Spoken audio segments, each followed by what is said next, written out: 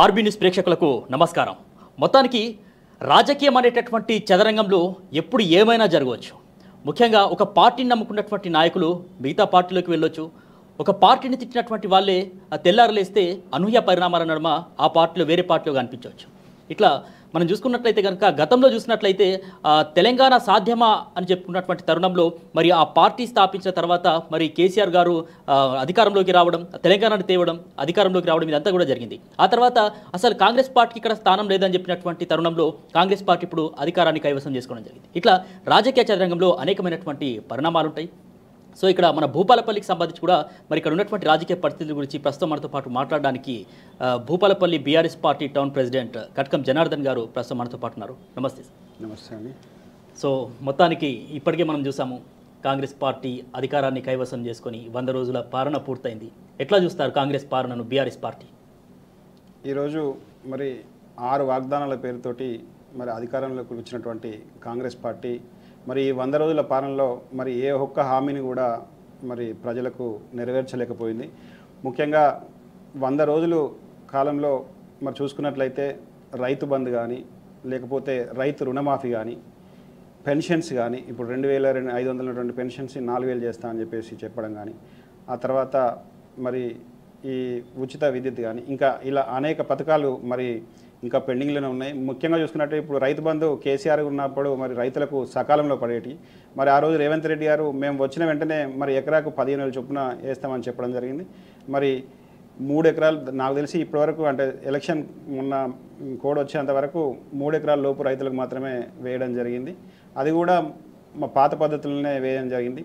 అదేవిధంగా డిసెంబర్ 9లో మీరు రుణమాఫీ మీరు 2 లక్షల రూపాయలు తీసుకోండి, మేము 9న ప్రమాణ స్వీకారం చేయంగానే మరి సోనియా గాంధీ బర్త్డే కనుకగా మేము మరి రైతు రుణాలు మాఫీ చేస్తామని చెప్పి రేవంత్ రెడ్డి గారు ప్రకటించడం జరిగింది. మరి ఇప్పటికొచ్చి 100 రోజులు అయింది, కనీసం రుణమాఫీ ఊసే లేదు. అదేవిధంగా మరి పెన్షన్స్కి 2500 పెన్షన్స్ని మరి 4000 చేస్తా అన్నారు. మరి అది కూడా ఇప్పటివరకు అమలైనటువంటి దాఖలాలు లేవు. అదేవిధంగా గృహలక్ష్మి పథకం కింద మరి మహిళా సోదరిమణులకు 2500 రూపాయలు ఇస్తామని చెప్పేసి ఆ రోజు వాగ్దానం చేయడం జరిగింది. మరి దాన్ని కూడా ఇప్పటివరకు మరి అంటే కొంచెం కూడా దాని మీద ఇనిషియేషన్ లేదు. మరి ఈ రకంగా చూసుకున్నట్లయితే మరి 100 రోజుల పాలనలో పూర్తిగా కాంగ్రెస్ పార్టీ మరి హామీలను నెరవేర్చడంలో విస్మరించడం జరిగింది. మరి ఇంకా చూద్దాం, వెయిట్ చేద్దాం, ఎందుకంటే 5 సంవత్సరాల కాలం ఉంది కదా. ముఖ్యంగా బీఆర్ఎస్ అంటుంది ఇప్పుడు ఉన్నటువంటి కరువు ప్రకృతి తెచ్చింది కాదు, కాంగ్రెస్ తెచ్చినటువంటి కరువు ఇది అని చెప్పేసి ఒకవైపు బీఆర్ఎస్ అంటుంటే, మొత్తానికి గత పాలకులు చేసినటువంటి పాపాల వల్లే ఈరోజు ఈ కరువు ఇటువంటి పరిస్థితి తలెత్తింది తెలంగాణలో అని చెప్పేసి కాంగ్రెస్ ప్రభుత్వం అంటుంది. దీనిపైన మీరేమంటారు? అంటే ఇప్పుడు బీఆర్ఎస్ పార్టీ ఎందుకు కాంగ్రెస్ పైన ఆరోపణలు చేస్తుందంటే, మరి ఆ రోజు పెండింగ్లో ఉన్నటువంటి ప్రాజెక్ట్స్ అన్నిటిని కూడా కేసీఆర్ గారు ఒక సమగ్రమైనటువంటి ఆలోచనతోటి మరి ఈ తెలంగాణ రాష్ట్రం మీద సంపూర్ణమైనటువంటి అవగాహనతోటి మరి ఏ ప్రాజెక్ట్స్ అయితే పూర్తి చేస్తే మరి తెలంగాణ రైతులు సస్యశ్యామలంగా పండిస్తారు అని చెప్పి ఉద్దేశంతో మరి వారు ఒక పక్కా ప్రణాళికతోటి మరి ప్రాజెక్టులు నిర్మించడం జరిగింది. అందులో భాగంగానే మరి ప్రపంచంలోనే ఎత్తైనటువంటి కాళేశ్వరం లిఫ్ట్ ఇరిగేషన్ ప్రాజెక్టు నిర్మించడం జరిగింది. మరి ఆ కాళేశ్వరం ప్రాజెక్టు ద్వారా మరి దక్షిణ భారతదేశం మన దక్షిణ తెలంగాణలోని చాలా జిల్లాలకు కానీ మన పక్కన కరీంనగర్ జిల్లాకు కానీ మరి వాటర్ ఇవ్వడం జరిగింది. అదేవిధంగా ఖమ్మంలో సీతారామ ప్రాజెక్టు కానీ, మరి మహబూబ్ నగర్లో భీమా నెట్టెంపాడు కానీ ఇవన్నీ కూడా పూర్తి చేయడం జరిగింది. ఆ తర్వాత కాంగ్రెస్ పార్టీ అధికారంలోకి వచ్చిన తర్వాత మరి కాళేశ్వరం ప్రాజెక్టు అంటే 100 కాంపోనెంట్లు ఒకటువంటి మేడిగడ్డ ప్రాజెక్టు కొంచెం ఏదో ఒక ఫిల్లర్ కుంగిపోయిందనే ఆలోచనతోటి మరి ఏంటంటే మొత్తం వాటర్ని స్టాప్ చేసి మరి దాన్ని కాళేశ్వరం ప్రాజెక్టును వాటర్ ఖాళీ చేయడం దాని ద్వారా మరి ఏదైతే దాని నుంచి వాటర్ పంపింగ్ జరుగుతూ ఉందో మరి అవన్నీ కూడా ఈ వాటర్ సంబంధించినటువంటి ఈ మలన సాగర్ కానీ ఇంకా మిగతా సంబంధించినటువంటి చెరువులు కానీ ఎండిపోవడం జరిగింది.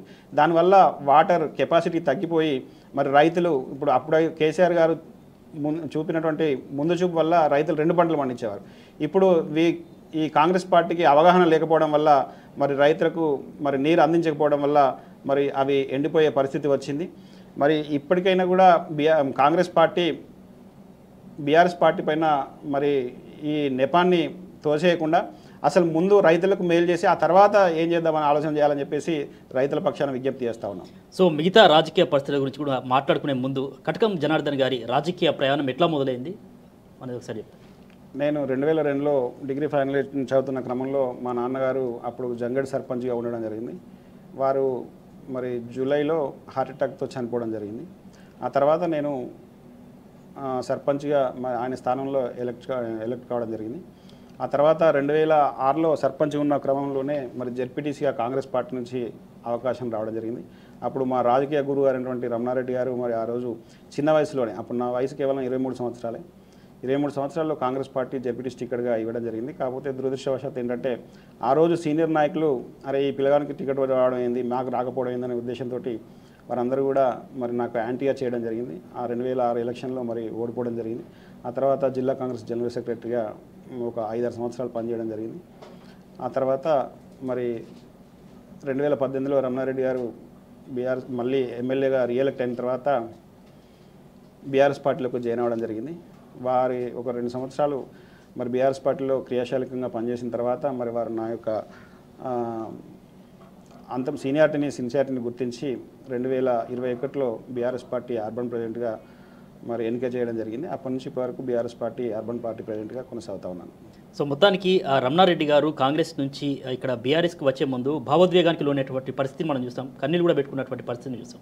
సో ఆ క్రమంలో అంటే మీ నాన్నగారు కూడా కాంగ్రెస్ పార్టీలో ఉన్నారు, ఆ తర్వాత మీరు కూడా ఆ పార్టీ నుంచే పోటీ చేయడం జరిగింది. సో మీకు అట్లా ఏమైనా అనిపించింది ఆ పార్టీని వీడుతున్నప్పుడు, అంటే ఎందుకు వీడాల్సి వస్తుంది? సహజంగా ఏంటంటే మా తాతగారు కానీ మా తండ్రి గారు కానీ కాంగ్రెస్ పార్టీ నుంచే పనిచేశారు ఎప్పటి నుంచో.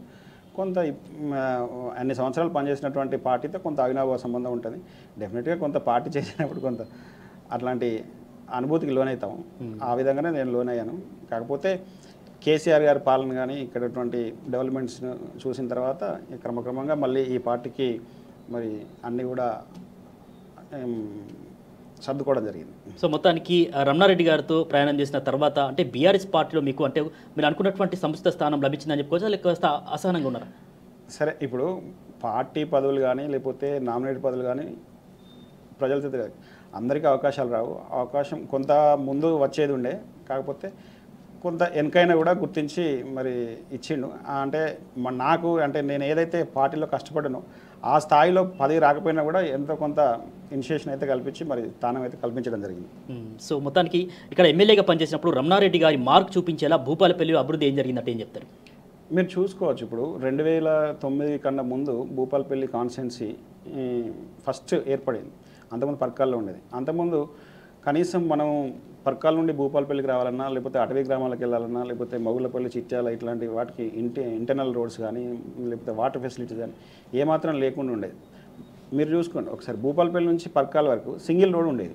మరి ఆ రోజు రమణారెడ్డి గారు ఫస్ట్ టైం ఎమ్మెల్యే ఎలక్ట్ అయిన తర్వాత మరి దాన్ని డబుల్ రోడ్ చేయడం కానీ, ఇంటర్నల్ రోడ్స్ కానీ లేకపోతే కనెక్టివిటీ రోడ్స్ కానీ అవన్నీ కూడా డెవలప్మెంట్ చేయడం కానీ, ముఖ్యంగా మౌలిక సదుపాయం తాగునీరు, సాగునీరు కూడా అనేక రకాలుగా కృషి చేసింది జరిగింది. ఇందులో ముఖ్యంగా చూసుకున్నట్టయితే మరి ఆ రోజు ఉమ్మడి ఆంధ్రప్రదేశ్లో మరి ఆర్టీసీ మరి నష్టాల్లో ఉన్న క్రమంలో ఉన్న డిపోల్ని మూసేస్తున్న తరంలో మరి భూపాలపల్లికి అప్పుడు డిపో తీసుకురావడం జరిగింది. తర్వాత డిగ్రీ కాలేజ్ కానీ, ఇంటర్ కాలేజ్ కానీ, ఐటీఐ కాలేజ్ కానీ ఇవన్నీ కూడా రమణారెడ్డి గారి హయాంలోనే తేవడం జరిగింది. ఏ రకంగా చూసుకున్నా కూడా ఈ యొక్క జిల్లాకు సంబంధించి ఈ యొక్క భూపాలపల్లి కాన్స్టిట్యున్సీకి సంబంధించింది విద్య, వైద్య అన్ని రంగాల్లో కూడా ఒక సమగ్రమైనటువంటి ఒక ప్లానింగ్తో ఈ యొక్క పట్టణాన్ని భూపాలపల్లి కాన్స్టిట్యున్సీని డెవలప్మెంట్ చేయడం జరిగింది. మొత్తానికి ప్రభుత్వాన్ని ప్రశ్నించేటటువంటి వారిపై అక్కడ కేసీఆర్ కావచ్చు, ముఖ్యంగా ఇక్కడ భూపాలపల్లి నియోజకవర్గంలో కూడా మరి అక్రమ కేసులు పెట్టి మరి ఇట్లా ఇబ్బందులకు గురి చేస్తారని చెప్పేసి కాంగ్రెస్ వాళ్ళు చెప్తున్నారు. దీనిపైన ఏమంటారు? అట్లాంటిది ఏం లేదండి. ఇప్పుడు వ్యక్తిగతంగా ఎవరి మీద రాజకీయాల్లో వ్యక్తిగత కక్షలు ఉండవు.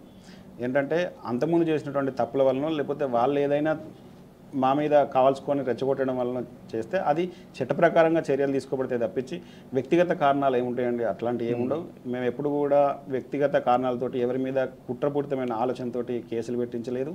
అలాంటి ఆలోచన, అలాంటి మనస్తత్వం కూడా రమణారెడ్డిది కాదు. మాలా కూడా మేమందరం కూడా చాలా పొలైట్గా, చాలా నిజాయితీగా అందరినీ ఒక సహృద వాతావరణంలో ఒక ఫ్రెండ్లీనెస్గా పాలిటిక్స్ చేస్తాం తప్పించి ఈ కక్షలు, కుట్రపూరిత వాతావరణం అనేది మా పార్టీలో ఎప్పుడు కూడా లేదు. మా నాయకుడు ఎప్పుడు మమ్మల్ని అట్లా ప్రోత్సహించలేదు. సో మొత్తానికి కాంగ్రెస్ పార్టీ అధికారంలోకి వచ్చిన తర్వాత బీఆర్ఎస్ ఖాళీ అవుతున్నటువంటి పరిస్థితి అయితే మనం స్పష్టంగా కనిపిస్తుంది రాష్ట్రంలో కావచ్చు. ఇక్కడ భూపాలపల్లి నియోజకవర్గానికి సంబంధించి కొంతమంది నేతలు కూడా కాంగ్రెస్ కండువాను పుచ్చుకుంటున్నారు.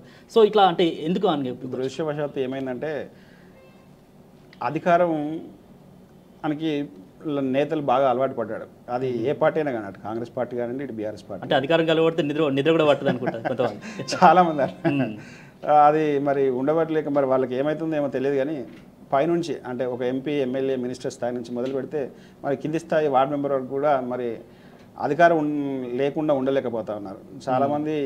అది మరి పార్టీ మారుతూ ఉన్నారు. సరే, పార్టీ మారినంత మాత్రాన ఒక పార్టీ మరి మొత్తమే ఉనికిని కోల్పోయే ప్రమాదం అయితే ఏముండదు. ఎందుకంటే మనం చాలా చూసాం. ఇప్పుడు అంతకుముందు టీఆర్ఎస్ పార్టీలో ఎవరు లేని సందర్భంలో కేసీఆర్ గారు ఉద్యమం స్టార్ట్ చేసి మరి పార్టీని నడిపించుకుంటూ మరి రాజశేఖర రెడ్డి హయాంలో కూడా పార్టీని చాలా బలహీనపరచడం జరిగింది. అయినా కూడా తను పార్టీని సస్టైన్ చేసుకుంటూ మరి 2014లో తెలంగాణ వచ్చిన తర్వాత 2 సార్లు గవర్నమెంట్ ఫామ్ చేయడం జరిగింది. మరి సరే, ఏ మాట చెప్పుకోవాలి, కేసీఆర్ గారు మరి కాంగ్రెస్ పార్టీని కొంచెం నిర్వీర్యం చేయాలనే ఉద్దేశంతో మరి కాంగ్రెస్ పార్టీ నుంచి కూడా చాలామందిని తీసుకోవడం జరిగింది. మరి కాంగ్రెస్ పార్టీలో కూడా 2018 ఎలక్షన్ ముందు ఎవరు కూడా లేరు నాకు తెలిసి, చాలా తక్కువ మంది లీడర్లు ఉన్నారు. అయినా కూడా మార్పు ప్రజలు కోరుకున్నారు కాబట్టి మరి అక్కడ ఎవరు నిలబెట్టినా కూడా ఎమ్మెల్యే గెలిపించడం జరిగింది, అధికారంలోకి రావడం జరిగింది. అంటే పార్టీలు మారినంత మాత్రాన రాజకీయ నేతలు ఏదో మన పార్టీ అనేది అస్తిత్వం కోల్పోతానని, ఉనికిని కోల్పోతానంటే నా దృష్టిలో అయితే తప్పది. ప్రజలు మార్పు కోరుకున్నప్పుడు అక్కడ నన్ను నిలబెట్టినా, మిమ్మల్ని నిలబెట్టినా కూడా ఎమ్మెల్యే గెలిపిస్తారు. కాబట్టి ఇదంతా కూడా సరే, వాళ్ళు రాజకీయ నాయకులు అనేది వాళ్ళ స్వార్థం కోసం, స్వలాభం కోసం పోతారు తప్పించి దీంట్లో పార్టీలకు వచ్చిన ప్రమాదం ఏం లేదు. బీఆర్ఎస్ పార్టీ మళ్ళీ 2028లో మరి కంపల్సరీ బంపర్ మేయాడుతూ కేసీఆర్ గారి నేతృత్వంలో మరి మళ్ళీ అధికారంలోకి వస్తుంది. సో గతంలో కూడా మీరు చెప్పినట్టు కేసీఆర్ గారు కూడా ఏదైతే గంపగుత్తగా వచ్చినటువంటి వాళ్ళందరినీ కూడా చేర్చుకోవడం జరిగింది. సో ఇదంతా కూడా రేవంత్ రెడ్డి గారి రిటర్న్ గిఫ్ట్ అనుకోవచ్చా కేసీఆర్ గారికి? తప్పకుండా. ఇప్పుడు పార్టీ సరే, ఇప్పుడు కేసీఆర్ గారు అప్పుడు ఏదో చేసినా రేవంత్ రెడ్డి గారు అది చేస్తున్నారు. కానీ అప్పుడు రేవంత్ రెడ్డి గారు ఏం చెప్పారంటే, ఇప్పుడు పార్టీలు మారేవారిని చెప్తూ కొట్టండి, ఈ ముసలి వయసులో పార్టీలకు వచ్చి ఏం చేస్తారు అని చెప్పేసి చాలా రకాలుగా చాలా కమెంట్ చేసినారు. పొన్న లక్ష్మి కూడా మారినప్పుడు అదే మాట మరి అలాంటి కమెంట్ చేసినటువంటి వ్యక్తి మరి 3 నెలల కాలంలోనే మరి వీళ్ళందరినీ పార్టీలుగా చేర్చుకోవడం, మరి వారికి వచ్చినటువంటి ప్రమాదం ఏందో మరి వాళ్ళకి ఏంటో నాకైతే అర్థం కాలేదు.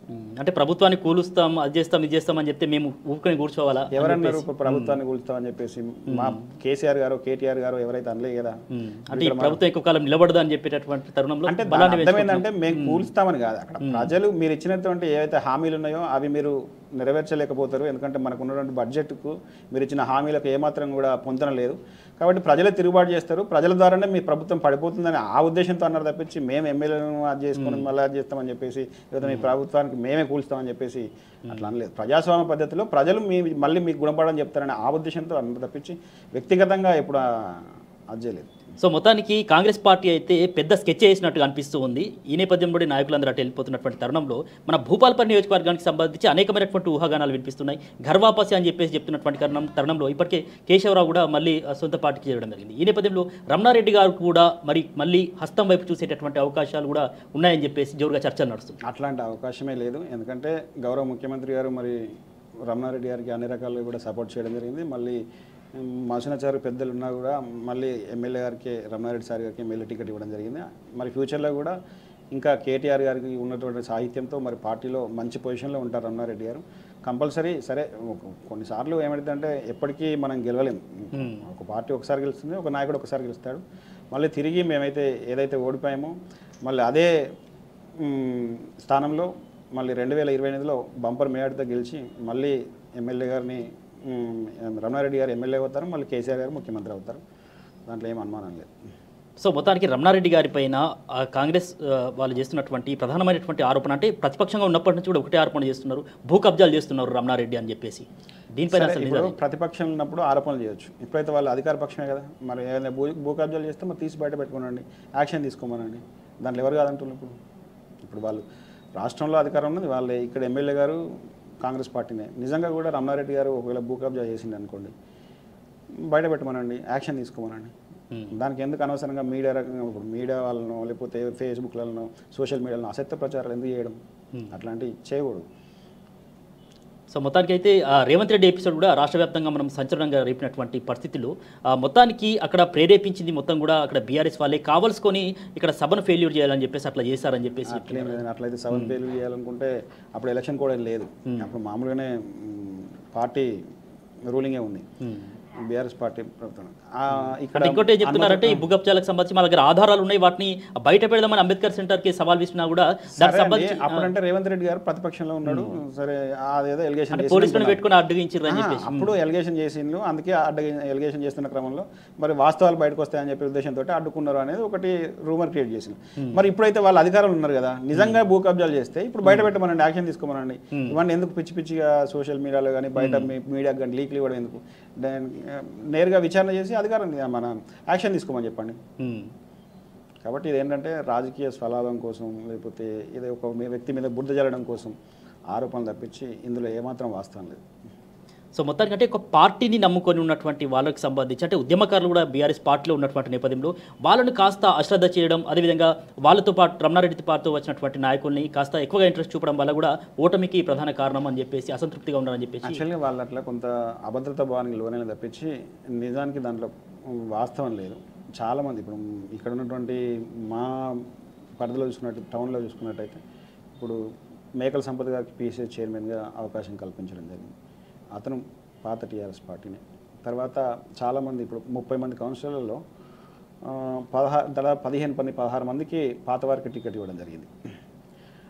చాలా రకాల పార్టీ పోస్టులు కూడా ఇవ్వడం జరిగింది.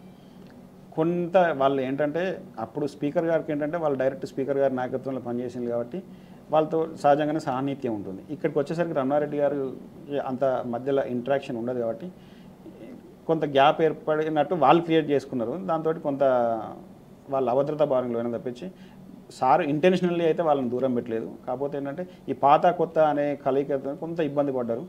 దాన్నే ఆ రకంగా ప్రజల్లోకి అంటే ఒక తప్పుడు సంకేతం వెళ్ళింది తప్పించి నిజానికి రమణారెడ్డి గారు ఎవరిని కూడా అంటే అసలు పాత కొత్త కాదు, అపోజిషన్ కాంగ్రెస్ పార్టీ అని బీజేపీ వాళ్ళు వచ్చినా కూడా మాకన్నా ఎక్కువ వాళ్ళనే కూర్చోబెట్టి పని చేయించి పంపించేది. అట్లాంటి మనస్తత్వం ఉన్నటువంటి నాయకుడు రమణారెడ్డి గారు. ఇట్లా ఎప్పుడు కూడా ఎవరిని కూడా వేరు చేసేటువంటి ఆలోచన ఎప్పుడు కూడా చేయలేదు. సరే కొంత ఏంటంటే ఇక్కడ ఏం జరిగిందంటే ఆయన స్పీకర్ సార్ గారు కూడా మన టికెట్ కోసం ప్రయత్నం చేశారు, ఎమ్మెల్యే గారు కూడా అట్లనే చేశారు, రమణారెడ్డి సార్ కూడా. ఆ క్రమంలో కొంత క్లాస్ వచ్చింది కానీ తప్పించి రమణారెడ్డి గారు ఎప్పుడు కూడా ఆ వర్గాన్ని పర్టికులర్గా దూరం పెట్టాలనే ఆలోచన ఎప్పుడు కూడా చేయలేదు. సో మొత్తానికి అసెంబ్లీ ఎన్నికల తరుణంలో అప్పుడు రమణారెడ్డి గారు చేసినటువంటి కామెంట్స్ చాలా హీట్ని పెంచాయి, హాట్ టాపిక్గా మారాయి. ఏదైతే కొందరు కట్టప్పలాగా మారి వస్తున్నారు నన్ను ఓడించడానికి అని చెప్పేసి, అట్లా మీ పార్టీలోనే నిజంగా కట్టప్పలు ఉన్నారని చెప్పుకోవచ్చు, ఆ కారణంగానే ఓడిపోయింది నిజానికి మరి అంతే. ఇప్పుడు జనరల్గా చూసుకున్నట్టు డెవలప్మెంట్లో రమణారెడ్డి గారు మరి ఏ కాన్స్టిట్యున్సీలో చేయని విధంగా ఉమ్మడి జిల్లాలో అభివృద్ధి చేయడం జరిగింది. అన్ని నిధులు తీసుకొచ్చడం జరిగింది, అన్ని విద్యా సంస్థలు తీసుకొచ్చిండు, హాస్పిటల్స్ తీసుకొచ్చిండు, అన్ని రకాలుగా డెవలప్మెంట్ చేయడం జరిగింది. మరి అంత మెజార్టీ ఎందుకు వచ్చింది అంటే ఇంటర్నల్గా కొంతమంది వ్యక్తులు కట్టప్పలాగా మారి వెనుపోటు పోవడం జరిగింది. మరి అందుకే సత్యనారాయణరావు గారికి 50,000 మెజార్టీ వచ్చింది. అది సత్యనారాయణరావు కూడా చాలామంది వాళ్ళ అంశాల దగ్గర మనకి ఇంత మెజార్టీ రావడానికి కారణం వాళ్ళ పార్టీ వాళ్ళే మనకు ఓటేయడం వలన ఇంత మెజార్టీ వచ్చింది అని చెప్పేసి అనడం జరిగిందంట. అంటే నాకు తెలిసిన సో ఏదేమన్నా చూసుకున్నా మనం జనరల్గా మనం రాజకీయ పరిజ్ఞానం వాళ్ళు కొంచెం అంచనా వేసినా కూడా ఆయనకు అంత మెజార్టీ రావడానికి, కాంగ్రెస్ పార్టీకి అంత మెజార్టీ రావడానికి రీజన్ మెయిన్ అదే, సొంత పార్టీ వాళ్ళే వెనుపోవడం జరిగింది. సో మొత్తానికి ఇప్పుడు మీరు చెప్తున్నారు అధికారం వాళ్ళదే ఉన్నారు కాబట్టి ఖచ్చితంగా భూ కబ్జా ఆరోపణలు ఉంటే వాటిపైన నిజాలు నిగ్గు తెచ్చండి, విచారణ చేపట్టి దేనికైనా సిద్ధమని మీరు చెప్తున్నారు. సో గతంలో కూడా ఇక్కడ బీఆర్ఎస్కి సంబంధించి ఎమ్మెల్యేగా రమణారెడ్డి గారు ఉన్నారు. అప్పుడు కూడా అప్పుడు ఉన్నటువంటి ప్రతిపక్షంగా ఉన్నటువంటి సత్యనారాయణరావు గారి పైన కూడా అనేకమైనటువంటి ఆరోపణలు, బ్లాక్ మెయిలర్ అని చెప్పేసి కొన్ని ఆరోపణలు చేయడం, మరి దానిపైన ఎందుకు చర్యలు తీసుకోలేదంటారు అప్పుడు ఆ సమయం? రాజకీయాల్లో ఇప్పుడు కంప్లైంట్ చేస్తే చర్యలు తీసుకుంటారు జనరల్గా. ఇప్పుడు ఆయన ఒక ఎలిగేషన్ చేసింది కాబట్టి మేము కూడా దానికి ధీటుగా ఒక ఎలిగేషన్ చేయాలనే ఉద్దేశంతో రాజకీయాల్లో ఆరోపణలు ప్రత్యారోపణలు కామన్గా ఉంటాయి. ఎవరైనా ఆయన మీద కంప్లైంట్ చేస్తే అప్పుడు చర్యలు తీసుకునే వాళ్ళు కావచ్చు, చేయలేదు కాబట్టి తీసుకోలేదు. సో మొత్తానికి బీఆర్ఎస్కు సంబంధించి ఒకవైపు లిక్కర్ కుంభకోణానికి సంబంధించి కవిత అరెస్ట్ కావడం, మరోవైపు ఫోన్ ట్యాపింగ్ వ్యవహారానికి సంబంధించి కూడా బీఆర్ఎస్లో కొంతమంది పెద్ద తలకాయలు ఉన్నారని చెప్పేసి చెప్పడం, ఇదంతా కూడా అంటే దేనికి సంకేతంగా చెప్పుకోవచ్చు? ఇప్పుడు అవన్నీ కూడా చట్ట పరిధిలో, కోర్టు పరిధిలో ఉన్నాయి, దాని గురించి ఎక్కువ కామెంట్ చేయదలుచుకోలేదు. కానీ ఫోన్ ట్యాంపరింగ్ విషయంలో, ట్యాపింగ్ విషయంలో మొన్న మా కేటీఆర్ గారు చెప్పారు, ఎవరైతే ఒకరిద్దరు ఫోన్లు ట్యాప్ చేస్తే చేయొచ్చు, అది పోలీసులకు సంబంధించినటువంటి విషయం, మాకు సంబంధించినటువంటి విషయం కాదు. ఒకవేళ నిజంగా మీకు ఆధారాలు దొరికితే అరెస్ట్ చేసుకోండి కేటీఆర్ గారు మొన్న బహిరంగంగానే చెప్పారు కదా, దాంట్లో ఇబ్బంది ఏముంది, ఏం లేదు. లిక్కర్కి సంబంధించింది అది న్యాయస్థానంలో ఉంది కాబట్టి మరి అసలు దోషులు ఎవరు, చేపించింది ఎవరు ఏంటి అనేది న్యాయస్థానం నిర్ణయిస్తుంది. సో మొత్తానికి కాంగ్రెస్ పార్టీ బలగం పెంచుకునేటటువంటి క్రమంలో కొంతమంది కీ రోల్గా పోషించేటటువంటి నాయకులపైన కూడా శ్రద్ధ పెడుతుంది, నజర్ పెడుతుంది. ఈ నేపథ్యంలో కటకం జనార్దన్కి సంబంధించి మీపైన కూడా ఏదైనా ఫోకస్ పెట్టి ఏదైనా పదవి ఇస్తారంటే ఆఫర్ ఇస్తే నాకు అట్లాంటి ఉద్దేశం లేదు. నేను ఫస్ట్ నుంచి కూడా ఒకే నాయకునికి, ఎందుకంటే గర్వాపసి అంటున్నారు కాబట్టి అది సొంత పార్టీ మీకు కూడా అది కావచ్చు. కానీ నేను పార్టీ ఓకే, కానీ నేను నాయకుని కింద పనిచేసింది 2002 నుంచి 2024 స్టిల్ 22 ఇయర్స్ నుంచి ఒక నాయకుని కిందనే పనిచేస్తూ ఉన్నాను. ఆ నాయకుని ఆదేశాల మేరకే ఫ్యూచర్లో కూడా ఉంటాను. కాబట్టి నాకు ఆలోచన అనేది లేదు, పార్టీ మారే ఆలోచన లేదు. సో మొత్తానికి కడియం కావ్యకు సంబంధించినటువంటి అంశాన్ని ఎట్లా చూస్తారు? కేసీఆర్ గారు టికెట్ కేటాయించడం, ఆమె వెళ్ళి మళ్ళీ కృతజ్ఞతలు చెప్పడం, ఆ తర్వాత అనూహ్య పరిణామాల మధ్య రాత్రికి రాత్రి నేను వైదొలుగుతున్నానని చెప్పడం కాంగ్రెస్ పార్టీలో చేయాలి. ఇవాళ ఏదో పేపర్లో వచ్చింది ఏంటంటే ఆయనకు మినిస్టర్ పదవి అంట, ఆమెకు ఎంపీ టికెట్ చేయడం, తర్వాత 200 కోట్లు ముడుపులు చెల్లించింది అనేది ఒకటి వచ్చింది. నిజానికి అవంతా లోపాయికార ఒప్పందం. అంత లోపాయికార ఒప్పందం చేసుకొని మరి బీఆర్ఎస్ పార్టీని డ్యామేజ్ చేయాలనే ఉద్దేశంతో మరి కాంగ్రెస్ పార్టీ పెద్దలు చేసిన ఒక కుట్రలో మరి శ్రీహరి గారు ఈ విధంగా పార్టీకి వెన్నుపోటు పొడిచి మరి కాంగ్రెస్ పార్టీలోకి వెళ్ళడం జరిగింది. మరి వారికి త్వరలోనే, అంటే వారికి 74 సంవత్సరాలు, మరి ఈ వయసులో ఆయనకు అట్లా చేయాలని ఎందుకు అనిపించిందో తెలియదు. కానీ సరే, వాళ్ళ పాపకైతే రాజకీయ ఫ్యూచర్ లేకుండా చేసిండు అనేది నా పర్సనల్ ఒపీనియన్. సో ఇప్పుడు వరంగల్ బరిలో ఎవరు ఉండేటటువంటి అవకాశాలు ఉన్నాయి లోక్సభ? ఈ 2-3 డేస్లో పార్టీ నిర్ణయిస్తుంది. మాకు 31st రోజు మాకు వరంగల్ ఒక మీటింగ్ ఉంది మడికొండలో. ఆ మీటింగ్ రోజు క్లారిఫై వస్తుంది. సో మొత్తానికి ఇప్పుడు మనం చూసాము ఏదైతే ప్రభుత్వం పైన విమర్శలు చేసినటువంటి ఆర్ఎస్ ప్రవీణ్ కుమార్ గారు బీఆర్ఎస్లోకి చేరడం కావచ్చు, ఆయనకు సంబంధించి కీలకమైనటువంటి బాధ్యతలు అప్పగిస్తామని చెప్పేసి స్వయంగా కేసీఆర్ గారు చెప్పడం, అంటే కుటుంబ పార్టీ అనేటటువంటి ముద్ర పడిపోవడం వల్ల కేసీఆర్లో మార్పు వచ్చింది అని చెప్పడానికి ఒక నిదర్శనం చెప్పుకోవచ్చు. ఎట్లా? అట్లేం లేదండి. ఇప్పుడు రీజనల్ పార్టీస్ అన్నీ కూడా కుటుంబ పార్టీలే. మీరు ఎక్కడి నుంచి చూసుకోండి. ఇప్పుడు అన్నా డిఎంకే కానీ, తమిళనాడులో డిఎంకే కానీ, లేకపోతే ఒడిశాలో బీజు పట్నాయక్, నవీన్ పట్నాయక్ సంబంధించింది కానీ, తృణమూల్ కాంగ్రెస్ కానీ, పక్కన వైఎస్ఆర్సీపీ కానీ, చంద్రబాబు టీడీపీ పార్టీ కానీ, అంటే రీజనల్ పార్టీస్ అన్నీ కూడా ఒక కుటుంబానికి సంబంధించినవి ఉంటాయి. జనరల్గా ఎవరైనా కూడా ఆ కుటుంబంలోకి సంబంధించిన వాళ్ళకే అంటే వారసత్వం ఉంటే కనుక, జయలలితకు వారసత్వం లేదు కాబట్టి మళ్ళీ వేరే వాళ్ళ చేతికి మ్యాక్సిమం మీరు రీజనల్ పార్టీస్లో చూడండి, వాళ్ళకు సంబంధించినటువంటి కుటుంబానికి మళ్ళీ రొటీన్గా లీడర్షిప్ అనేది వస్తూ ఉంటుంది. అది కామన్. ఆ లీడర్షిప్ కూడా ప్రజల యాక్సెప్టెన్స్ తోటే వస్తాయి. కానీ మేమేదో లీడర్ అని చెప్తే ఎమర్జీ కావాలని చెప్పేసి అనుకుంటే రాదు కదా. ప్రజలు ఓటేసి గెలిపిస్తేనే లీడర్గా తయారవుతారు. ఇప్పుడు జగన్మోహన్ రెడ్డి కానీ, కేటీఆర్ గారిని కానీ, లేకపోతే ఇంకా పక్కన నవీన్ పట్నాయక్ గారిని కానీ ప్రజలు యాక్సెప్ట్ చేసింది కాబట్టి వాళ్ళు ఇన్ని సంవత్సరాలుగా రాజకీయాల్లో కొనసాగుతూ ఉన్నారు. సో కుటుంబ పార్టీలు అంటే ఏదో వట్టిన వచ్చి నామినేషన్ వేసి లేకపోతే మామూలుగా ఇట్లా పబ్లిసిటీ చేసుకోవడం కాదు కదా. ప్రజల చేత ఎన్నుకోబడి వాళ్ళ పరిపాలన మెచ్చితేనే మళ్ళీ ప్రజలు పట్టం కడతారు. సో దానికి అంత అదే రాజకీయంగా విమర్శలు చేయడం కోసం పనిచేస్తుంది తప్పించి దానికి ఇంకోటి కాదు. ఆర్ఎస్ ప్రవీణ్ కుమార్ అంటే అతను రిటైర్డ్ ఐపీఎస్ ఆఫీసర్, కొంత అతను బహుజనవాదం మీద కొంత అవగాహన ఉన్న వ్యక్తి. సో దళితులకు సేవ చేద్దామనే ఆలోచనతోటి మరి వాళ్ళు బీఆర్ఎస్ తీసుకొని మరి రాజకీయాలు రావడం జరిగింది. అప్పుడు బీఎస్పీలో చేరని అనుకోని పరిస్థితుల వల్ల మళ్ళీ బీఆర్ఎస్ పార్టీలో చేరడం జరిగింది. కాబట్టి సరే, అతనికి ఉన్నటువంటి కేపబిలిటీని దృష్టిలో పెట్టుకొని మరి ఒక పార్టీలో మంచి స్థానం కల్పిస్తామని చెప్పడం జరిగింది. దాంట్లో తప్పేముంది? అంటే పార్టీని విడుతున్న క్రమంలో కేశవరావు కూడా అదే చెప్తున్నారు. అంటే కేవలం స్క్రీన్లో ఓన్లీ నలుగురిని మాత్రమే హైలైట్ చేయడం, ఆ తర్వాత మిగతా వాళ్ళకి సంబంధించి ఆంక్షలు పెట్టేలా వ్యవహరించడం అనేది చేసారు. ఈ 10 సంవత్సరాలు గుర్తురాలేదు కేశవరావు గారికి. ఇప్పుడు 10 సంవత్సరాలు అధికారం అనుభవించిండు, 2 సార్లు రాజ్యసభ సీటు తీసుకున్నాడు, వాళ్ళ బిడ్డకు విజయలక్ష్మికి మేయర్ సీట్ ఇచ్చిండు, వాళ్ళ కుమారుడు విప్లవ్ అంటే దీంట్లో ఉన్నాడు అనుకోండి, అతనికి నామినేటెడ్ స్టేట్ కార్పొరేషన్ చైర్మన్ ఇవ్వడం జరిగింది. మరి ఇన్ని సంవత్సరాలు గుర్తుకురాలేదు ఆ నలుగురు అని చెప్పేసి ఈయన వెళ్తున్న నాయకులకి ఇప్పుడు ఎందుకు గుర్తుకొచ్చింది పార్టీ అధికారం పోయిన తర్వాత? అంటే ఇదంటే చూస్తే ఇప్పుడు ప్రజలకు కామన్గా రాజకీయం మీద అవగాహన ఉన్న వ్యక్తులకు ఎవరికైనా తెలుస్తుంది వాళ్ళ స్వార్థం కోసం పార్టీ మీద బురజాలి, నాయకత్వం మీద బురజాలి పోతున్నారని చెప్పేసి దాంట్లో అనుమానమే ఉన్నది. సో మొత్తానికి అంటే ఉద్యమ పార్టీగా అవతరించినటువంటి టీఆర్ఎస్ పార్టీ ఎనలేనటువంటి శక్తిని పుంజుకొని అధికారాన్ని కైవసం చేసుకుంది. అయితే ఈ నేపథ్యంలో ఆ పార్టీ పేరును టీఆర్ఎస్ నుంచి బీఆర్ఎస్గా మార్చడం వల్ల ప్రజలకు దూరమైందని చెప్పేసి తెలంగాణ కొంతవరకు అది సెంటిమెంటు, అంటే టీఆర్ఎస్ని బీఆర్ఎస్గా మార్చడం వల్ల కొంత పార్టీ క్యాడర్ కానీ తెలంగాణ ప్రజలు కానీ కొంత ఇబ్బందిగా ఫీల్ అయిన అనేది అధిష్టానం దృష్టిలో ఉంది.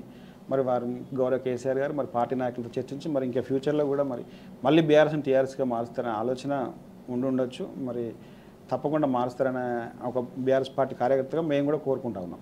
సో మొత్తానికి బీఆర్ఎస్కి సంబంధించి మీ బలాన్ని కూడా మళ్ళీ పుంజుకునేలా చేసుకునే విధంగా ఇక్కడ టౌన్ ప్రెసిడెంట్గా మీరు ఉన్నారు కాబట్టి మీరు ఎలాంటి కార్యాచరణతో ముందుకు వెళ్తారు? ఇప్పుడు ఏవైతే కాంగ్రెస్ పార్టీ హామీలు ఇచ్చి నెరవేర్చలేదో, విఫలమైనలో, వారి యొక్క హామీలే మాకు అస్త్రాలుగా ఫ్యూచర్లో ఉపయోగపడతాయి.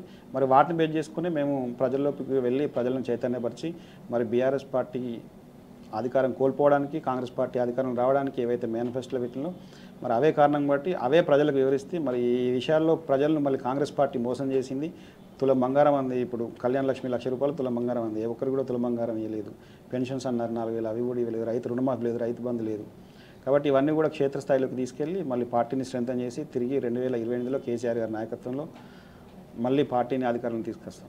సో మొత్తానికి భూపాలపల్లి నియోజకవర్గంలో ఇటీవల రమణారెడ్డి గారు కూడా పర్యటించడం జరిగింది, ఎండిన పంటలను పరిశీలించారు. సో మొత్తానికి పరిస్థితి ఎందుకు వచ్చిందంటే ఏం చెప్తారు రైతులకు సంబంధించి? కాంగ్రెస్ పార్టీ అవగాహన లేకపోవడం వల్ల, రైతుల మీద ప్రేమ లేకపోవడం వల్ల, ముఖ్యంగా ముందు చూపు లేకపోవడం వల్ల ఈ యొక్క ఇప్పుడు వాళ్ళు 10 సంవత్సరాల్లో వాళ్ళు 2వ పంట వేస్తూ ఉన్నారు రబీలో. మరి అప్పుడెప్పుడు ఇట్లాంటి పరిస్థితి రాలేదు కదా. ఈ 3 నెలలు ఎందుకు వచ్చింది అంటే వాళ్లకు రైతులకు ఏ విధంగా నీరు అందించాలనేటువంటి ఒక ముందు చూపు లేకపోవడం వల్ల ఈ యొక్క పరిస్థితి తలెత్తింది. సో మొత్తానికి అంటే మనం ఇంతకుముందు మనం చూసినట్లయితే కనుక కేజ్రీవాల్ అరెస్ట్ అయిన తర్వాత కేసీఆర్ గారు స్వయంగా స్పందించడం, ఇదంతా కూడా ప్రజాస్వామ్యానికి చీకట్లు అని చెప్పడం జరిగింది. అయితే కవిత అరెస్ట్ విషయంలో స్పందించలేదు, దీనిపైన అస్త్రంగా వినియోగించుకుంటున్నారు విమర్శలు చేసేటటువంటి అంటే పార్టీ. ఇప్పుడు ఒక తండ్రిగా, ఒక పార్టీ నాయకుడిగా ఎప్పుడు స్పందించాలో కేసీఆర్ గారి కంటే మనకు బాగా తెలియదు. సో ఆయన ఎప్పుడు స్పందించాలో ఆయన తెలుసు కాబట్టి స్పందించిండు. దాంట్లో వేరే ఏముంటుంది చెప్పండి. ఇప్పుడు అంటే బిడ్డ అరెస్ట్ అయితే కనీసం ఒక తండ్రిగా కూడా స్పందించడా అని చెప్పేసి కాంగ్రెస్ అంటుంది. అరే సమయం వచ్చినప్పుడు స్పందిస్తారండి. ఇష్టం ఉన్నప్పుడు ఒకవేళ బిడ్డ అరెస్ట్ అయినంత మాత్రాన వెంటనే స్పందించాల్సిన అవసరం ఏమున్నది? ఆయన ఏమనుకున్నాడు మరి తెలియదు కదా, ఆయన ఇంటర్నల్గా ఏముందో. సమయం వచ్చినప్పుడు స్పందించిండు. సో ఫైనల్లీ ఈ లోక్సభ ఎన్నికల్లో బీఆర్ఎస్ పార్టీ పరిస్థితి ఎట్లా ఉండబోతుందని అనుకుంటున్నారు? నాకు తెలిసి సరే కొంత క్యాడర్ అయినా లీడర్షిప్ అయినా బీఆర్ఎస్ పార్టీ అంటే సర్వేలు ఎలా ఉన్నా కూడా మ్యాక్సిమం మేమైతే ఒక 7-8 సీట్లలో గెలుస్తామనేటువంటి అవకాశం కనబడుతూ ఉంది. తప్పకుండా సరే కొంత అటు ఇటు అయినా కూడా మళ్ళీ ఈ పార్లమెంట్ ఎలక్షన్లు ఒకవేళ కొంచెం అటు ఇటు నెగిటివ్ రిజల్ట్ వచ్చినా కూడా ఫ్యూచర్లో మళ్ళీ సస్టైన్ అయ్యి ఇప్పుడు ఉన్నటువంటి ఈ పరిస్థితిలో భారతీయ జనతా పార్టీ దీన్ని అడ్వాంటేజ్గా తీసుకొని పుంజుకునే అవకాశం లేకపోలేదు. ఇప్పుడు భారతీయ జనతా పార్టీ ఏంటంటే ఒక మతం మీద, ఒక హిందుత్వం మీద మరి ఒక సెంటిమెంట్ను రగిల్చే ప్రయత్నం చేసి మరి దాని ద్వారా ఓట్లు లబ్ధి పొందాలన్నటువంటి ఒక ప్రయత్నం చేస్తూ ఉంది. మరి చూద్దాం ఏమవుతుంది ఎలక్షన్ తర్వాత. మరి అది ఎంతవరకు సఫలీకృతమైంది. నరేంద్ర మోడీ ఎప్పుడు కూడా ఎలక్షన్లు గుర్తుకొస్తే పాకిస్తాన్ ఇండియా గొడవలు గుర్తుకొస్తాయి, చైనా ఇండియా గొడవలు గుర్తుకొస్తాయి, లేకపోతే హిందుత్వం గుర్తుకొస్తుంది. ఈసారి పోయినసారి పాకిస్తాన్, చైనా, పాకిస్తాన్, ఇండియా ఈ వీటి మీద మధ్యలో నడిచింది. పఠాన్కోట్, యూరి ఈ దాడులు వీటి మీద నడిచింది. ఇప్పుడేమో రామ మందిరం అంటున్నాం. మరి ఎంతవరకు అయితే చూడాలి. సో మొత్తానికి ఇంతకుముందు మీరు చెప్పినట్టు నేను పార్టీని కాదు నాయకుడిని నమ్మున్నాను కాబట్టి ఎటు వెళ్ళిపోనని చెప్తున్నారు. ఒకవేళ రమణారెడ్డి గారే వెళ్ళిపోతే అంటే రాజకీయాలు ఎప్పుడేమైనా జరగవచ్చు, మీరు కూడా వెళ్ళిపోగల తప్పదనుకుంటారు. సరే అప్పుడున్నటువంటి పరిస్థితులు అప్పుడు ఆలోచిద్దాం. ఇప్పుడే ఆలోచన అప్పుడున్నటువంటి సిచ్యువేషన్లో అప్పుడు ఆలోచించి నాకైతే 100% కాన్ఫిడెంట్గా ఉన్నాను. బీఆర్ఎస్ పార్టీ బీఆర్ఎస్ అయితే కంఫర్ట్గా ఉన్నారు. ఇప్పుడైతే 100% ఏదైనా అసంతృప్తి లేదు. అసంతృప్తి పదవి విషయంలో కావచ్చు, లేకపోతే ఇంకా ఏదైనా అంటే అప్పుడు తాత్కాలికంగా ఉంటుంది కానీ మొత్తం లైఫ్ లాంగ్ రన్లో ఎందుకు ఉంటుంది అది. తర్వాత ఈసారి ఒకవేళ పార్టీ అధికారంలోకి వచ్చి ఎమ్మెల్యే గెలిచిన తర్వాత గెలిస్తే మంచి అవకాశం ఇచ్చి ఉండేవాడు కావచ్చు. సో ఇప్పుడు స్థానిక సంస్థల ఎన్నికల్లో ఏమైనా వచ్చే అవకాశం ఉంది? చూద్దాం రిజర్వేషన్ బట్టి. ఇప్పుడు రిజర్వేషన్ అయితే ఇంకా రాలేదు కదా, ఇంకా సంవత్సరం ఉంది. ఇప్పుడు మున్సిపల్ ఎలక్షన్స్ అంటే మీకు కూడా ఉంటుంది కదా లోపల. అదే ఎవరికైనా రాజకీయ నాయకులు కంటెస్ట్ చేయాలి, గెలవాలి అనే ఆలోచన ఉంటుంది. ఇంకో జనవరిలో ఎలక్షన్స్ ఉంటాయి, మున్సిపల్ ఎలక్షన్స్. అప్పటి వరకు రిజర్వేషన్ వస్తుంది, ఎట్లా వస్తుంది అనే ఆలోచన, దాన్ని బట్టి మనం ఆలోచిద్దాం. Okay, thank you so much Janardhan గారు. థ్యాంక్ యూ అండి. మా డిబేట్లో పాల్గొన్నందుకు thank you so much. Thank you.